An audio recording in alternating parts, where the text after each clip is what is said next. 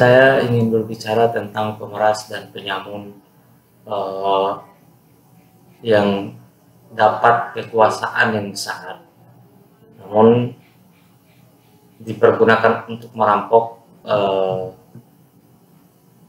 kekayaan negara. Saya memulai dengan tulisan Plato dalam buku Republik yang berjudul yang berbicara tentang seorang diktator.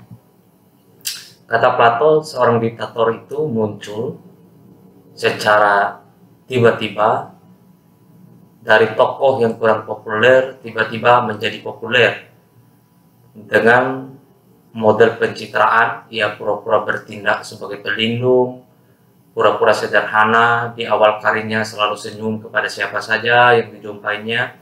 Bahkan dapat kita lihat ada yang masuk gorong-gorong untuk mencari simpati, pura-pura sederhana untuk memunculkan rasa kasihan masyarakat lah gitu. Tapi pada tahap yang selanjutnya, ia membuat rakyatnya melarat dengan menarik pajak, memaksa rakyat mengabdi kepada kemauannya sendiri, mencegah rakyat bersekongkol melawan dirinya. Pada tahap inilah ya, pada tahap ini kita dapat menemukan kebebasan berbicara dilarang, kritik dibalas caci maki, ya kan? Bahkan para buzzer-buzzer kekuasaan akan berfungsi efektif untuk menggiring opini publik supaya suara-suara oposan itu dianggap sebagai suara yang mengganggu kekuasaan dan mengganggu negara. Padahal kekuasaan akan datang dan pergi, tapi negara adalah institusi yang akan tetap hidup. Tetapi oleh buzzer kekuasaan bahwa kekuasaan dan negara itu adalah satu kesatuan, maka disitulah diktator itu mulai muncul. Para budak kekuasaan bertindak sewenang-wenang, melakukan persekusi kepada siapa saja, ya. Kemudian mereka dilindungi oleh penegak hukum yang bebal. Proteksi kepada oposisi dilakukan dengan secara masif dan brutal. Akhirnya banyak orang ya yang merasa terancam di situ itu kemudian mencari celah aman. Bahkan ada yang jual kebenaran dengan sogokan jabatan dan kekuasaan. Ada di ujungnya semua kejahatan penguasa dari transaksi sogokan jabatan, uang atau kekuasaan itu, ujungnya adalah kejahatan, kepongahan, dan kebrutalan kekuasaan didiamkan begitu saja. Inilah awal mula pintu masuk seorang diktator itu. Dapat kita baca misalnya dalam sejarah ada Rafael Trujillo dari Republik Dominika. Menjelma sebagai seorang diktator di usia 31 tahun. Menjadikan negara feodal miliknya pribadi.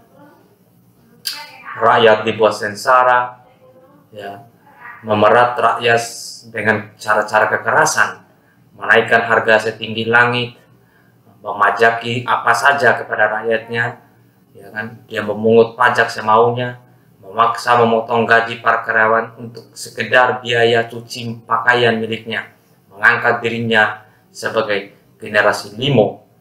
Dengan julukan sang pemimpin agung itu, ia membuat 2000 patung miliknya. 2000 patung, memaksa semua orang untuk memujanya, ya, menulis kata Trujillo dan Tuhan di gedung-gedung. Siapa yang mau melakukan protes, oleh Rafael Trujillo disediakan cambuk-cambuk untuk menghukum mereka. Nafsu kekuasaan yang nekat seperti itu tentu tidak akan pernah berhenti dengan kematian para penjahat ini. Di masalah kita juga pernah melihat penjahat-penjahat masa lalu seperti dalam sejarah-sejarah para nabi, seperti Fir'aun dan Namrud adalah bapaknya para penjahat itu.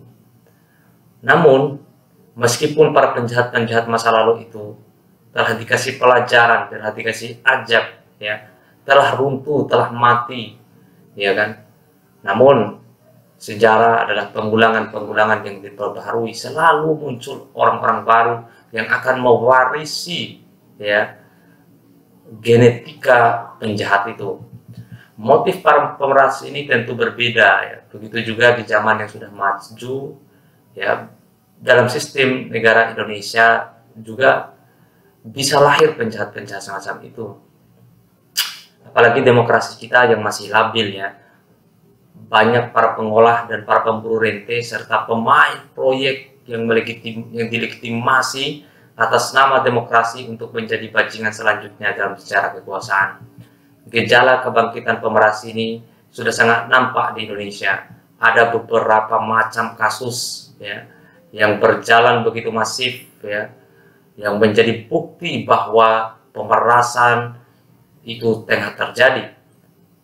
Kita tidak tahu motifnya apa ini. Yang pastinya pemerasan tengah berlangsung secara sistematik dan brutal. Para pemburu rente misalnya, mafia-mafia dan perampok-perampok berdasi diberi kekuasaan ya. Diberi kekuasaan untuk memerah rakyat dengan sistem yang telah disediakan.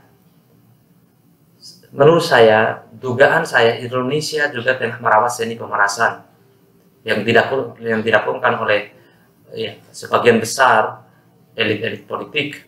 Muncul kasus-kasus besar di tahun 2020 misalnya, kemudian di awal 2021 ya, ada kasus korupsi bantuan sosial di tengah rakyat menghadapi pandemi COVID-19. Ada perampokan yang sistematis terhadap uang bantuan itu. Dan kalau kita mengikuti narasi yang dibuat oleh Tempo itu, aliran dana dari kasus bantuan sosial dari Kementerian Sosial itu mengalir ke petinggi dan elit-elit tertentu dan elit-elit partai tertentu.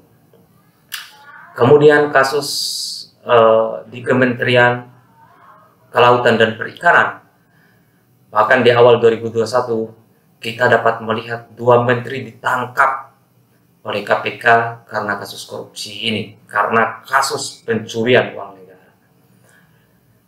Bagi saya ini adalah tanda bahwa pemerasan itu kian hari kian besar, kian masif dilakukan. Dan itu tidak bisa dipisahkan dari cara perekrutan ya, para pejabat-pejabat tinggi baik di badan usaha maupun di pejabat-pejabat setingkat menteri. Banyak orang-orang dekil dan kotor direkrut menjadi pimpinan-pimpinan badan usaha milik negara, dapat menjadi pemegang kebijakan dan kuasa anggaran, persis yang dikatakan oleh Julius Acer dalam bukunya Diktator. Dia mengatakan orang-orang dekil dan gelandangan, para geng-geng perusuh di kota, para preman-preman yang berkongsi dengan kekuasaan, dan para pengemis kantoran yang bermodalkan proposal diberi kekuasaan yang bagus oleh orang-orang yang memiliki kekuasaan itu. Maka inilah pintu awal daripada petaka bagi rakyat Indonesia, petaka bagi negara Republik Indonesia. Maka akibat itu muncullah skandal-skandal besar ya. Akibat mafia rente, kita dapat melihat kasus besar di tahun 2020, ada kasus skandal Jiwasraya yang mengerikan. Kasus gagal bayar PT Asuransi Jiwasraya ini dinilai merupakan skandal terbesar kedua setelah kasus BLBI di rejim sebelumnya. BUMN Asuransi Jiwa ini mengalami gagal bayar sebesar 13 triliun ya, dan meminta talangan terhadap negara 30 triliun lebih untuk menyehatkan diri.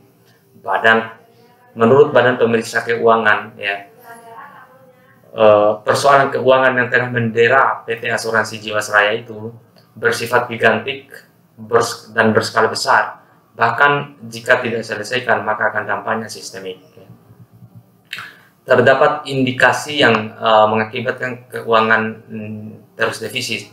Salah satu yang menjadi fokus Badan Pemeriksa Keuangan itu adalah kerugian dari investasi saham yang dilakukan Jiwasraya sebesar 4 triliun, sedangkan reksadana berbasis saham 6,4 triliun.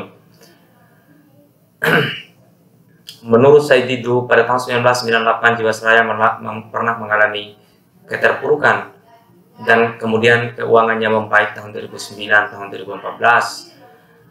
Dahlan Iskan juga, mantan Menteri BUMN misalnya, mencatat atau menyebut Jiwasraya merdeka tahun 2021. Merdeka artinya adalah keluar dari beban triliunan rupiah. Meski Dahlan sebagai Menteri BUMN pada waktu itu menolak menyuntik modal, tapi keseriusan untuk mencari solusi atas masalah yang menimpa perusahaan asuransi itu akhirnya keluar dari keterpurukan. Namun di tahun 2018 Jiwasraya sedang mengalami likuiditas, ya, kesulitan likuiditas. Perusahaan bahkan menunda pembayaran klaim kepada nasabah atas produk saving plan sebesar 2 miliar pada Oktober 2018. Ekuisitas pada 2018 tercatat negatif sebesar 10,24 triliun.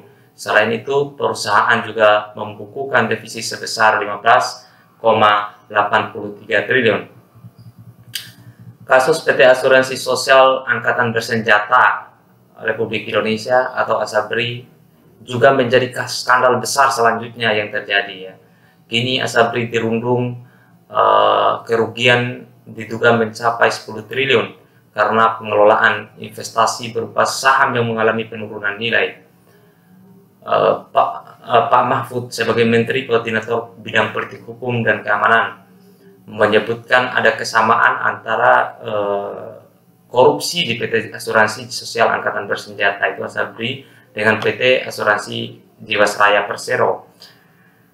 Ya, menurut Mahfud modus operandinya sama, bahkan mungkin beberapa orang sama menurut dugaan Mahfud. Tapi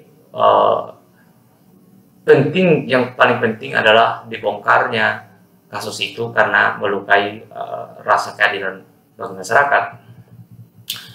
Dua perusahaan, bayangkan saja, perusahaan asuransi plat merah itu mengalami berbagai masalah keuangan akibat korupsi dengan motif yang sama, ya. Kalau ditanya, menurut saya, kalau ditelusuri secara serius, maka akan kita dapat menemukan, ya, permainan oligarki naga yang menguasai banyak kekayaan dan aset di Indonesia. Ada orang besar yang terlibat dalam kasus ini. Ini menurut saya adalah skandal besar yang tentu tangkapannya besar, karena kalau KPK mau berbuat dengan serius, tentu akan ada tangkapan-tangkapan besar atau big fish lah, ikan besar gitu. Nah, akhirnya apa? Akibat korupsi terus menjadi-jadi, ya, terus masif, sistematis terjadi, ya, BUMN pun mengalami keterpurukan, mengalami masalah yang serius. Tahun 2016 tercatat utang BUMN mencapai 2,263 triliun, ya, melonjak terus, ya, kenaikan utangnya. Sampai pada tahun 2018 kita dapat melihat utang BUMN mencapai 5.271 triliun. Rasio utang, ya, terhadap aset telah mencapai 68%. Maknanya sebagian besar aset yang dimiliki BUMN dibiayai dengan utang. Jika menurut saya kondisi keuangan ini dikelola dengan baik, maka dikhawatirkan BUMN akan terperangkap dalam kesulitan likuiditas dan bisa bangkrut semua. Bahkan banyak BUMN, aset-aset BUMN dijual ke pihak-pihak asing, ya. Data-data dari Kementerian Keuangan misalnya tanggal 31 Desember 2018, ya, ada 9 aneka industri terancam gulung tikar, ya. 9 itu dapat kita baca dalam dalam berita kontan.co.id, ya. Itu ada beberapa perusahaan-perusahaan yang mengalami yang terancam gulung tikar itu, seperti PT Garuda Indonesia, ya, PT Sanghyang Sari, Persero, PT Perkebunan Nusantara, PT Pertani, dan lain sebagainya. Kerugian yang dialami oleh banyak BUMN disebabkan jumlah utang yang memperlihatkan utang jangka pendek lebih besar dari utang jangka panjangnya. Dalam kaidah keuangan, ya, menurut ahli keuangan, posisi ini memiliki risiko tinggi default, karena itu potensi kerugian akibat utang dan pengelola BUMN yang salah dapat menyebabkan kerugian besar perusahaan milik negara. Ya. Pokoknya BUMN bisa bangkrut. Kalau menurut saya, dugaan saya ini adalah pengelolaan yang salah, yang dipercayakan pula kepada orang-orang yang salah. Akibatnya banyak masalah BUMN yang penuh dengan masalah keuangan yang tak kunjung selesai, karena yang ditunjuk untuk menjadi bos-bos BUMN bukan ahlinya, melainkan tenaga-tenaga, dalam tanda kutip ya, tenaga liar, yang menjadi mantan-mantan tim sukses yang tidak memiliki pengalaman dan pengetahuan yang baik tentang mengelola badan usaha negara. Apalagi relawan-relawan politik, mantan-mantan pengolah, ya, pemain-pemain proyek, ya, pemain-pemain proposal, kemudian karena jasa politik atau politik balas budi diberikan kepercayaan untuk mengurus kepentingan rakyat, tidak berlebihan. Kalau mereka-mereka ini masuk, tidak berlebihan kita mengatakan bahwa BUMN menjadi sapi perah kepentingan tertentu. Apa efek dari semua ini? Efeknya adalah dari defisit ke defisit, ya, kebangkrutan demi kebangkrutan, yang menanggung adalah rakyat. Kita lihat iuran BPJS Kesehatan dipastikan naik. Nah, kali ini sudah naiklah sekarang, ya. Kemudian ini memberatkan rakyat, ya, yang tidak mampu. Penyelenggara jaminan kesehatan ini juga terancam bangkrut akibat defisit keuangan yang besar. Untuk menyelamatkan itu, pemerintah hanya punya solusi, yaitu menaikkan iuran BPJS. Kemudian pemalakan, ya, dengan menarik pajak, ya, penjual pulsa, penjual token listrik dan lain sebagainya. Kemudian naiknya harga cukai, ya kan. Kemudian rencana kenaikan barang dan jasa di tahun 2021, 2020 yang kemudian dieksekusi tahun 2021. Tarif cukai hasil tembakau naik menjadi 2,3%, ya. Ini menurut saya perampasan yang luar biasa terjadi. Tak hanya itu, ya, tarif ruas jalan tol juga terus menaik, ya kan. Pada tahun 2020 kemarin itu meningkat sedemikian luar biasa dan dirasa oleh rakyat banyak. Apalagi sekarang pandemi COVID-19 tengah menghantam, rakyat kesulitan ekonomi, sementara semua hal-hal yang berkaitan dengan kebutuhan rakyat terus meningkat harganya, kemudian pajak-pajak bagi rakyat terus dinaikkan. Tentu ini adalah mencekik ke masyarakat-masyarakat yang tidak mampu. Ya, di tengah kehidupan rakyat yang melarat itu, ketidakmampuan membiayai beras dan lain sebagainya itu, negara justru membuang ratusan ton beras ke tahun 2020 kemarin, kan. Ini sangat menyayat hati sebenarnya. Negara begitu tega kepada rakyat yang sedang kesusahan, sementara para cukong menikmati hasil-hasil gelimpangan harta dan kemewahan. Bahkan mereka sudah mulai menjadi petinggi dalam institusi-institusi negara. Akhirnya yang terjadi adalah perselingkuhan antara kekuasaan atau oligarki ekonomi dan oligarki politik, yang akhirnya membuat rakyat merasa semakin sengsara. Dan perselingkuhan ini sangat susah untuk dipisahkan lagi, karena ini sudah sangat luar biasa, mendalam, intim begitu. Nah, akibatnya apa? Ini sangat berbahaya sebenarnya dalam kajian politik kekuasaan, karena kesusahan demi kesusahan, ya, korupsi, kolusi, nepotisme yang kembali mendominasi kehidupan politik Indonesia. Bahkan keluarga-keluarga besar, Pak Lurah, ya, orang-orang dalam istana mungkin mulai melihat kesempatan mumpung-mumpungan untuk mendapatkan kekuasaan. Beberapa keluarga-keluarga dekat kekuasaan, ya, bertarung kemudian mendapatkan posisi yang bagus di dalam pilkada Desember 2020 kemarin. Itu menandakan ada peningkatan nepotisme dalam tubuh negara Republik Indonesia. Kemudian korupsi-korupsi partai politik, kan, ya. Kemudian melemahnya institusi hukum serta ketidakadilan hukum yang terus terjadi, ya, dan ekonomi semakin merosot, membuat banyak pihak merasa geram. Dalam kondisi yang demikian, negara sedang menghadapi krisis ekonomi yang boradul, pengelolaan pemerintahan yang buruk, serta kehidupan bernegara yang carut marut akibat kekuasaan yang berkurang ide dan gagasan itu, akhirnya apa? Maka rakyat mencari caranya sendiri. Kalau menurut para ahli-ahli revolusi kan mencari jalannya sendiri. Situasi-situasi seperti ini bagi saya sangat buruk ya, bahkan akan membawa satu gejolak yang besar ya, yang bisa meruntuhkan kekuasaan. Boleh saja mereka bagi-bagi kekuasaan semaunya, membentuk badan-badan atau lembaga yang banyak, memperluas struktur organisasi kementerian, mengangkat menteri dan politik balas budi dan lain sebagainya.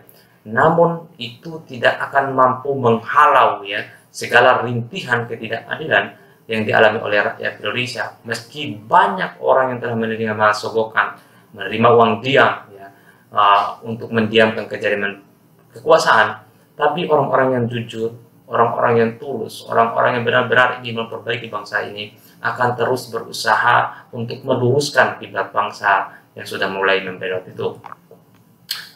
Bagi saya kekuasaan boleh saja menyenangkan siapa saja, ya, menyenangkan pendukungnya. Tetapi yang lebih utama bagi saya adalah menyenangkan rakyat banyak, mewujudkan nilai-nilai dalam Pancasila, yaitu keadilan sosial bagi seluruh rakyat Indonesia. Ya, kemudian memberikan kedamaian, keadaban, ya, dan memberikan kesejahteraan bagi mereka. Tetapi kalau hanya untuk pendukung-pendukung yang kemudian bahkan dengan itu semua rakyat mengalami keterpurukan ekonomi, bagi saya ya kekuasaan tengah mencari jalan untuk meruntuhkan dirinya sendiri. Seperti ibarat buah yang sudah busuk ya, buah busuk itu tidak perlu dilempari lagi ya, ia akan jatuh sendiri ya. Kalau kekuasaan terus merawat seni pemerasan ya, seni seperti sekarang ini, maka waktunya semakin sempit ya, dan kekuasaan semakin dekat dengan keruntuhan. Sebab krisis ekonomi akan semakin besar, krisis kepercayaan masyarakat semakin tinggi, krisis keadilan akan semakin meluas ya, dan krisis-krisis ini yang akan berperan ya semaksimal mungkin, bukan rakyatnya, tapi krisis-krisis inilah yang akan berperan untuk meruntuhkan kekuasaan itu. Saya tidak ingin hal itu terjadi, karena rakyat ini sudah terlalu lama hidup dalam dendam dan kebencian.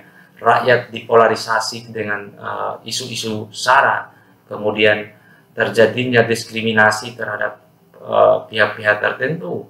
Saya tidak ingin dendam itu terhidup, tetapi kekuasaan juga harus sadar bahwa rakyat sudah tidak lagi mempercayainya. Rakyat sudah mulai mencari jalan sendiri. Kenapa rakyat tidak mau kenapa kekuasaan tidak mau mencari cara untuk membuat rakyat senang, membuat rakyat percaya? Ingat, kekuasaan itu satu-satunya adalah kepercayaan rakyat. Kalau kepercayaan rakyat itu hilang, saya yakin 100% kekuasaan dengan sendirinya akan runtuh. Demikian, wallahu a'lam bishawab.